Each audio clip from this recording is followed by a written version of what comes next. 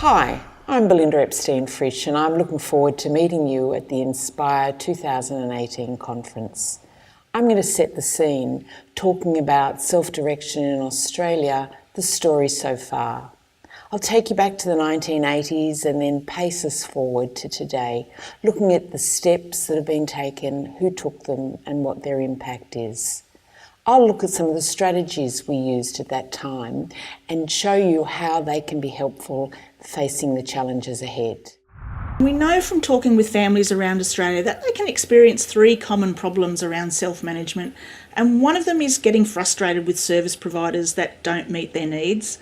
Another one is not being able to find the right staff that meet their needs. And a third problem is feeling nervous about becoming their own self-employer and what they need to do and what their legal requirements are and so on.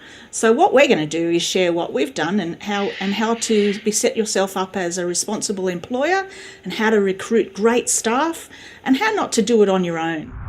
I have personal experience self-managing my adult daughter's support since she has a fantastic life, lives in her own place and works in open employment and has a terrific social life.